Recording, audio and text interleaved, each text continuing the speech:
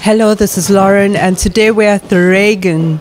We've got a very special guest with us today, straight out of Africa, straight out of Zimbabwe particularly, and her name is Virginia. Hello, Virginia, how are you doing today? I'm good, thank you. Well, it's the first time that we're actually seeing you at Roots Music of Southern Africa, and what actually brought you to Vienna? Well, the name of the festival, and I heard there's going to be a lot of fun, so can you come join us? We are doing this festival for the 5th time, and it will be really nice if you could grace us with your music, with Mbira music. So I thought, why not? That's what brought me here. And as a musician, a female musician from Zimbabwe, where did you as Virginia actually get the inspiration from to actually start up in music? Well, that was really, really easy. You see, you hear that children, when they are still in the womb of their mother, they already can hear. So I had Mbira when I was in the womb of my mother, because she was the first woman in Zimbabwe to play the instrument. So she learned when I was pregnant. I think it's me who made her want to learn it, because I wanted to listen to it so that when I grow up I could play it. So I think I'm quite powerful. That's how I learned Mbira. I learned it from my mother. So it was already at home. It was very easy for me. She faced quite a number of challenges as a woman, but now the fact that she was already home, that the music was already home, it was an easy road to travel for me then. I just had to follow the footsteps. Yes. And in terms of your career back in Zimbabwe, how has your following been going in terms of, the progress of music and particularly female artists? And your being here is, I think, is quite a very big achievement in terms of, moving away and actually also exploring other avenues and giving people insight to African music. What does this actually mean to you?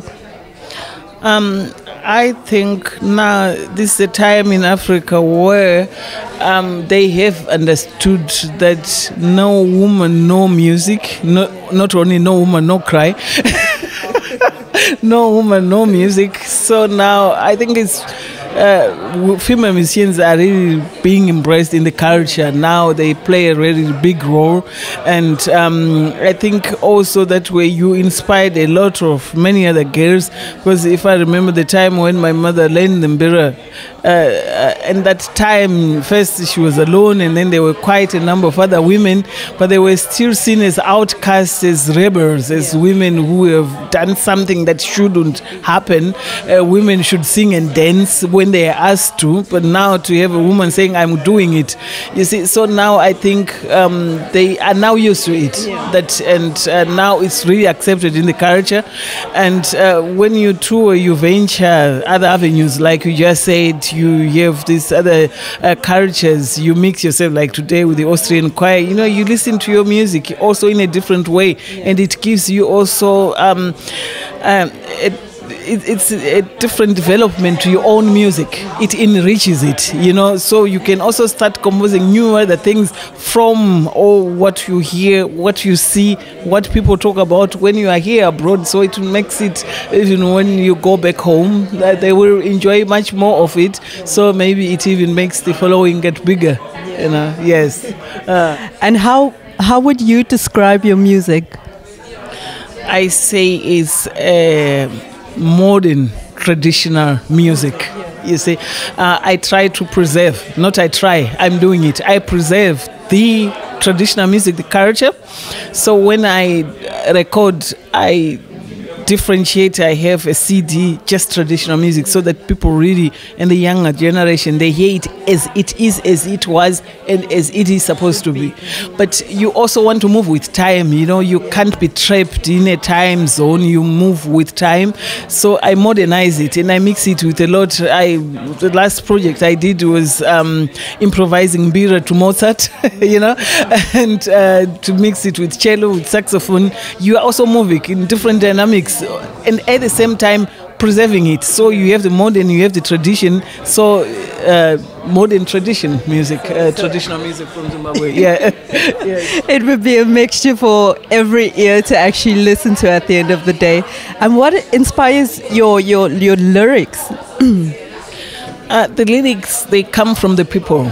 You see, it's like the everyday life. I have one of my favorite songs is about how men don't want to help in the household to do the house chores. You see, so. You see, these lyrics, they come, you are talking to other women and they are complaining about their partners, how lazy they are, how they wait for them to do everything. And yet you are both tired, you are coming from work, and but you still wait. You see, that's where the lyrics are derived from. It's the everyday life, it's what you hear, what you see, and how you wish the world to be. You know, there are things we can change ourselves, because they say the word, however bad the word is, it's not my fault. But if it remains that way, it is my fault.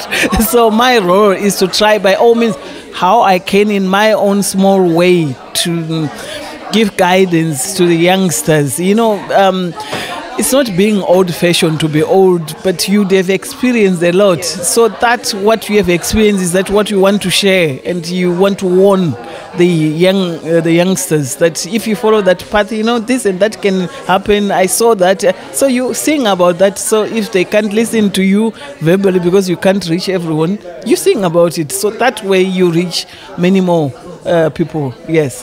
Have there been any other inspirations or influences in your music to date? Influences, like you mean from outside? Yes, through this fusion, through playing with musicians from different cultural backgrounds, and so it also changed the dynamic of your music. Like the other CD which I made, the one before last, which also was number 12 in the world music charts, I said it's Mbira from all walks of life. There is Mbira soca, Mbira calypso, Mbira reggae, Mbira jazz, Mbira whatever. So yes, the influence comes from outside, because through that way you reach the jazz listeners, you reach the reggae listeners. Yes, so I embrace all these influences coming from outside to enrich myself and the music too. And as an artist, what is your favorite song that you yourself have composed? You know that I actually never listen to my music because it's work. You see, each time you listen to your own music, it's like, oh, I could have done it much better. I could have, you know, the chorus could have continued. So it's hard work. You cannot relax because you are really working. But I think the best I ever did was an instrumental Mbira CD, 1 hour long without a break and without lyrics, just to relax. I can drive kilometers listening to it, because then I'm not working, I'm relaxed because there are no mistakes. Wow. Well, to you know, all those up and coming musicians, especially the female musicians back in Africa and African women who are in the diaspora all over the world, what would your message of inspiration to them be? You know, because there are challenges in this industry in terms of music. What word of hope or faith should they actually keep on to? One first thing I could say is believe in yourself, and don't keep dreams as dreams, because the dream, and if it remains a dream, then it will die a dream. When you have a dream, push all the way. Don't make anyone stop it. Believe in yourself and move it to, and get to a goal. You have a dream here and you have a goal there, and try to make that dream reach your goal. And it works. It always works, and it has worked for me. Like this CD, I'm saying, I just mentioned that I listened to in the car. It's 1 hour. Everybody told me, what? 1 hour? without breaks, just one song on a CD, it doesn't work. But so then afterwards it was, wow, it's the best. You don't have to change the CD. It flows. I can paint with it. I can drive with it. Yes, but it was a dream. I was always saying, I want to play in how it is played, because the songs are long, all these radio things that the songs have to be 3.5 minutes. I said, no, I want it how it is. I want the real thing. And at first it was a dream, but I said, I don't care if I'm going to lose money investing in this one song, but I'll do it, and it works. So if you have a dream, live to it, make it come true, and it works. And don't make people always change. When you tell your dream to other people, they will change the way you dreamt it or you are dreaming. So keep it and try to make it whole. Only then you can talk about it. But if I have this dream and this one comes with the idea, at the end of the day, it's many people's dream. It's no longer yours. Well, with that said, what will we be expecting from you in future? Oh, I'm getting very, very old. You see what you... Age is nothing but a number, and everything certainly does come from the heart, and as you said, dreams. Yes. Oh, I have a dream. I think we have heard this message several times, even when we were still children. Yes, I would like, I want to have, I hope no one will change my dream, because now I'm going to talk about it. You see, I want to have one song from Cape to Cairo. That one tune played by different people with different backgrounds, with different instruments, the same song. Yes. You see, to reach the Cape from the north or whichever direction. But you see, to hear one song and just to hear how people feel the music. This is one thing I still have, that I would want just to have one composition. And you just give it and you let people do things with it.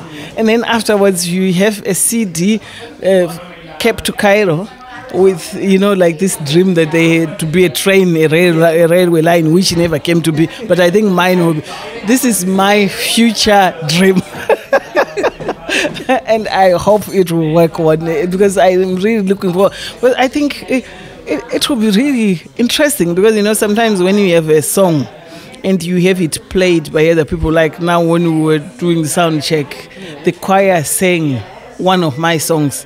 You see, it's not exactly as how it is, but it was very beautiful the way they did it. You see, so it's a new song, but it is still the same song, and they are bringing their own energy, their own accent to it. You see, so it's rich, and this is what I would really love to hear and have, and as a future project. I'm already starting to work on it slowly. And where could our viewers actually get more information on Virginia? Facebook, contacts, CDs, are they available on Amazon, on iTunes? CDs are so many on Amazon. You just Google the name and everything comes out. Everything, whatever. Some things I don't even want to come out, they are there. But there's nothing I can do about it. So just Google the name. On Facebook, I'm not even active. You see, one guy was asking me, why are you not active on Facebook? And I asked him, I have an account? And they said, yes. I didn't even know. You see, but or YouTube, you can see the songs, and you can, once you enter that name, Google will give you so many answers. Yes. Virginia, we from African Life would like to say thank you for affording us this opportunity to interview. It was wonderful. You've got such a beautiful energy, a beautiful aura about you, and wow, we anticipating seeing you perform live on stage this evening, not on YouTube, not watching videos, but seeing Virginia do her thing on stage. Thank you very much. My pleasure. You're welcome. Thank you.